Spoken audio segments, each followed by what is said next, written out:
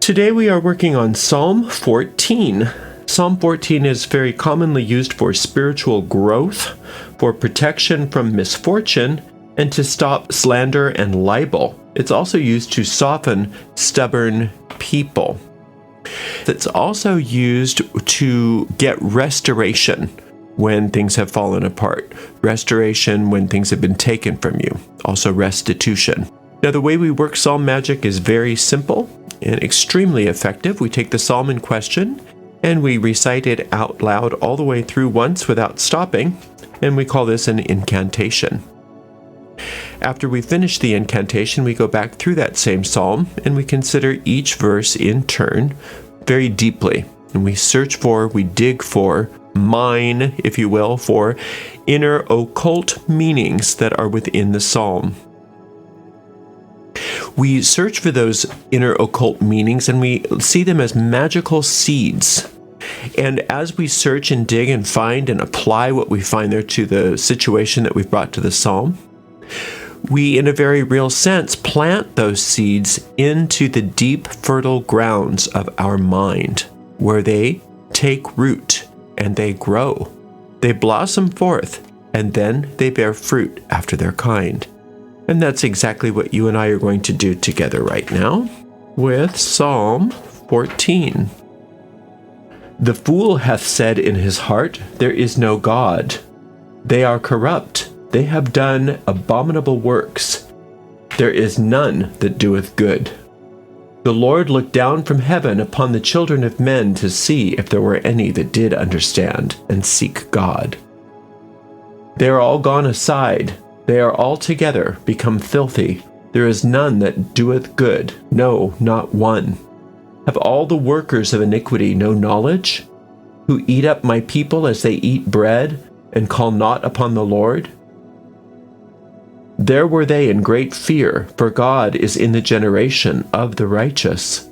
Ye have shamed the counsel of the poor, because the Lord is his refuge. Oh, that the salvation of Israel were come out of Zion. When the Lord bringeth back the captivity of his people, Jacob shall rejoice, and Israel shall be glad. So there's no prayer or supplication to infinite intelligence, to the Lord itself. So this is the psalmist basically giving a lesson on what today for us is restitution and restoration of that which has been lost or stolen. But for whatever reason you're coming to this psalm, you're hearing the wisdom of the psalmist themselves. The fool hath said in his heart, there is no God. So the fool is the person that thinks that they are an autonomous being, that they're self-created, that they somehow just sprang forth of their own accord, and that there is no order in the universe, there's no infinite intelligence, there's no source, that they are self-created, and that they're their own power. And that's the foolish place to be, because then you are at odds with infinite intelligence rather than connected to infinite intelligence. That's when you get this false sense of yourself, you get this false sense of the world, and things tend to not go your way. Sometimes what can happen is we get all puffed up, and it seems like we fooled the universe, and then everything kind of comes crashing down. So that's why it's foolish. You can't trust that you, divorced from infinite intelligence, is going to do anything except for cause you problems. It says, they are corrupt, they have done abominable works, there is none that doeth good. Really, this is talking about our own ego minds, our own sense of separation, that part of our minds that wants to prove to us that we are separate, that there is no God, that there is nothing but our own selves.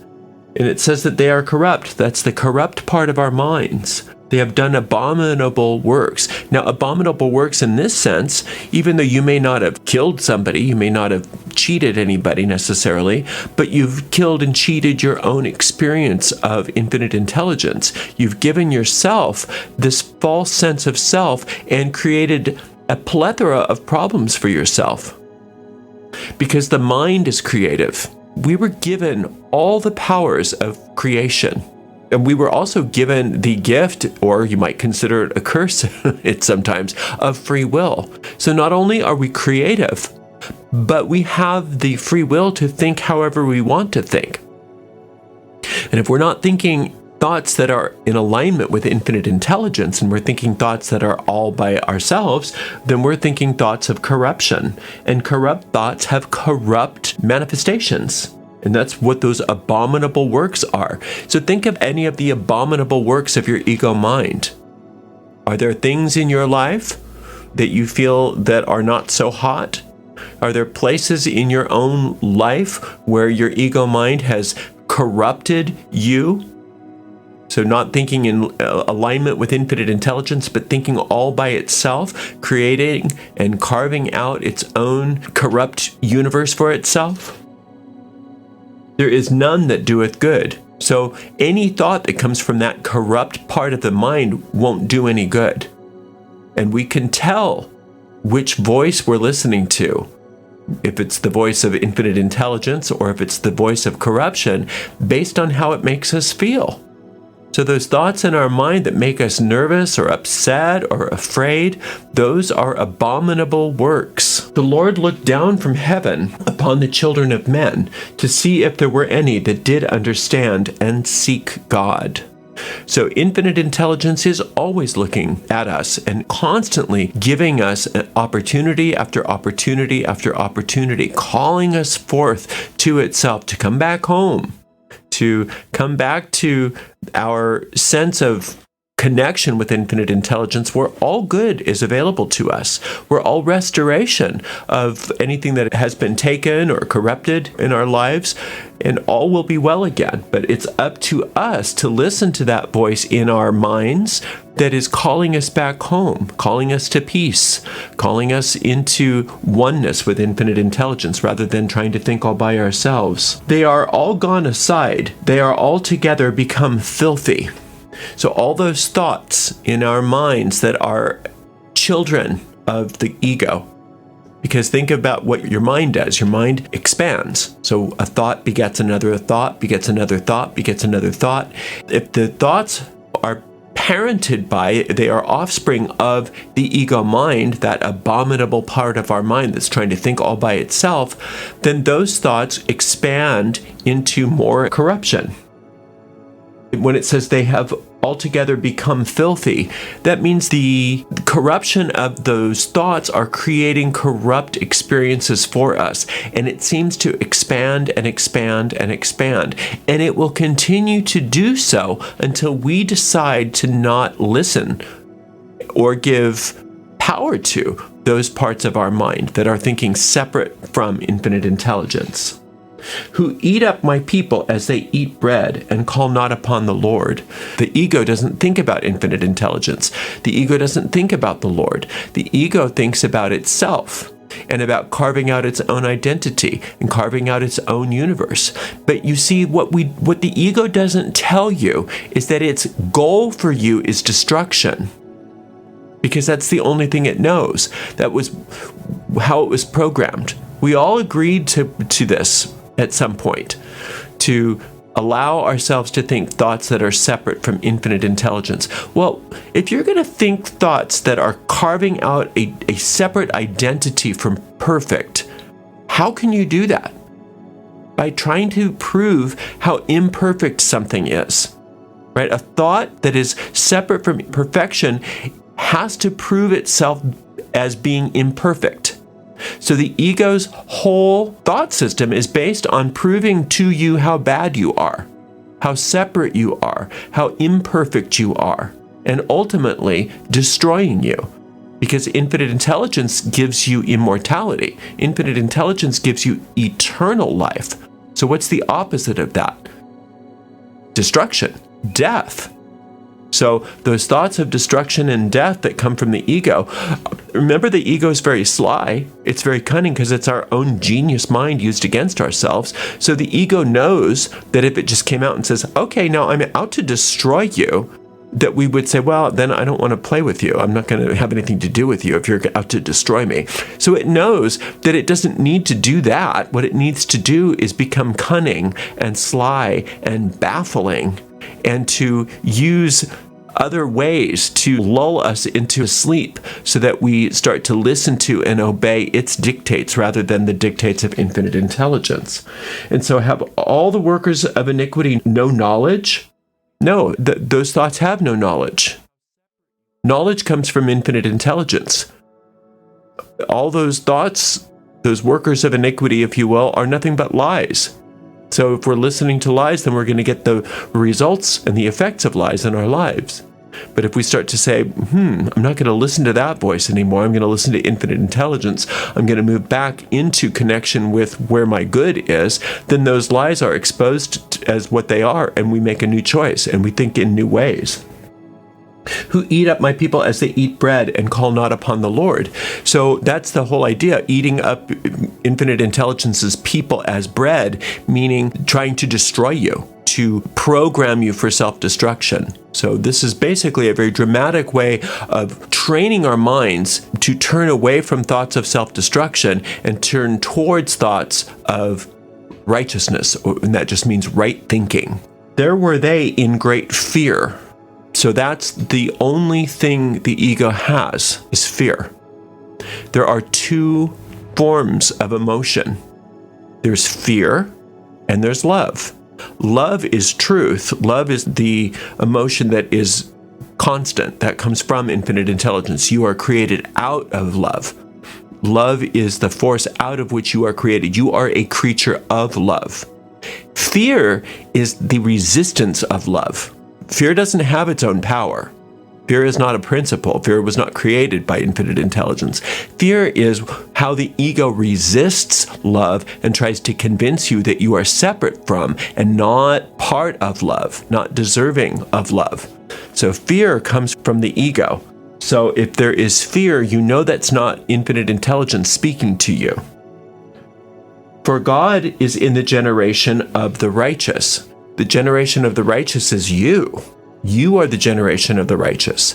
God created you righteous. You can't help it. You're always going to be righteous, even if you try really hard to prove to yourself, to the universe, and to infinite intelligence that you're not righteous. You can't unmake yourself. You can't turn yourself into something other than you are. But the ego can sure make you believe that you've done that.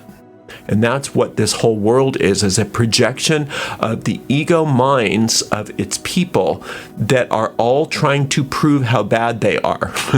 Trying to prove how bad we are and how unlike infinite intelligence and how unlike love we are.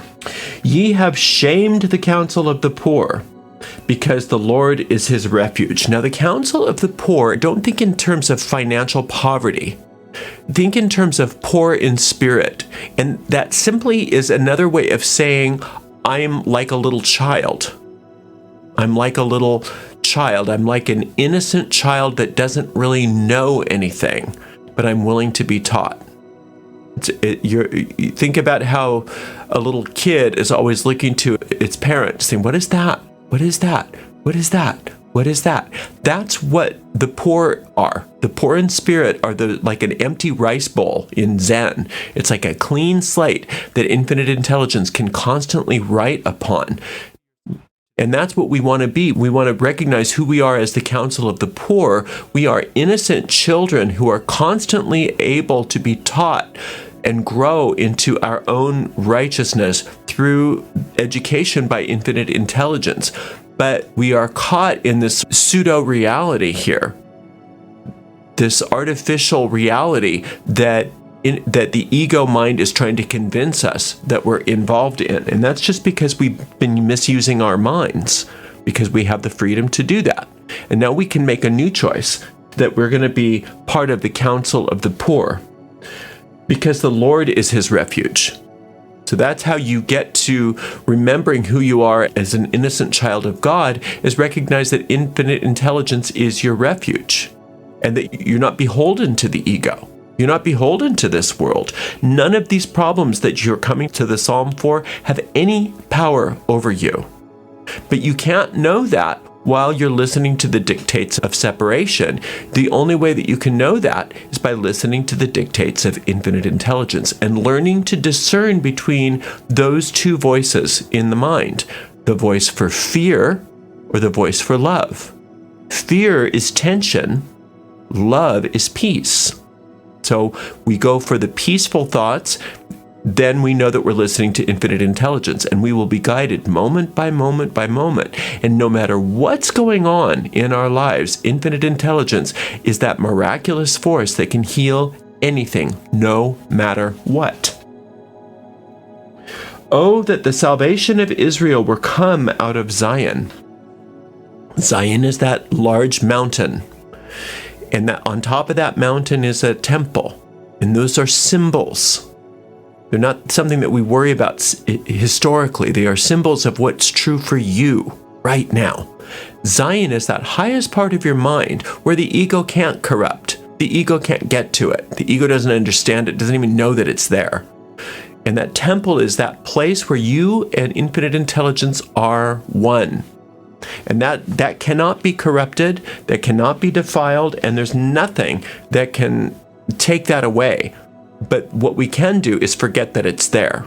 That's what we can do. And that's what the ego's only power is to distract us and to delay our remembrance of who we are. And so when it says, oh, that the salvation of Israel were come out of Zion, remember, Israel is who you are as a soul. The salvation of Israel come out of Zion, meaning that when you remember who you are and your connection with infinite intelligence, you are saved. And all that salvation means is that you're saved from whatever the problem is that you brought to the psalm. You're saved from this illusion that you are separate and alone, that you are afraid, all of those things that the ego is trying to convince you of. You're saved from that. Because once the light's turned on and you see what's really there, you can't go back. The jig is up. And the ego knows that as soon as your eyes are opened, that it can't fool you anymore. So it's constantly trying to distract you and delay your understanding of this. When the Lord bringeth back the captivity of his people, and that's what the Lord does as soon as you remember who you are. Remember what Zion is, and you as Israel, that's you as a soul, that you've never left. You've never left that temple. You've never left Zion. You've never left the companionship, the company of infinite intelligence. In fact, everything is all fine. Everything is perfect. And you and infinite intelligence are one, and everybody's happy, everybody's in love, and there's no problems. And that all of the stuff that the ego is teaching you is nothing but a bad dream, because it's the only power it has, is to use your mind to consider things that aren't there. And to consider something that's not there is to simply fantasize, is to simply be deluded, and is to have a nightmare. So it says, Jacob shall rejoice and Israel shall be glad. Well, who's Jacob? Jacob is that part of you in your mind that makes all kinds of mistakes. Jacob made a ton of mistakes. Jacob was anything but perfect. And how did God respond to Jacob? That's okay. That was God's response. That's all right. I'm going to name you Israel. That's what God did in the story. And Israel, that's who you are. You're not a person that makes mistakes. You're a person that's perfect. And your personality made some mistakes, but God doesn't see it that way. God doesn't care. God doesn't hold your mistakes against you.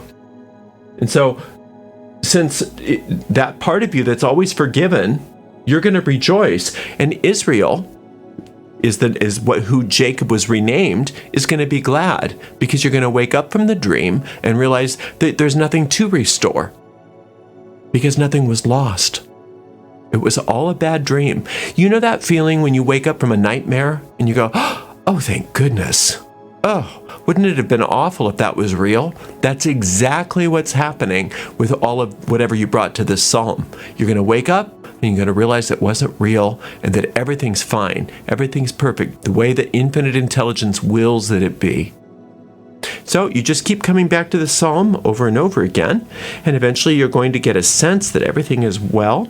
You'll have that sense of peace and that sense of certainty that all is well. And when you get that sense of peace and certainty, that's an indication to you from your deep mind that these seeds have been planted. The spell has taken, and you can move on to something else. You don't have to worry about it. All is going to manifest just perfectly the way it's supposed to.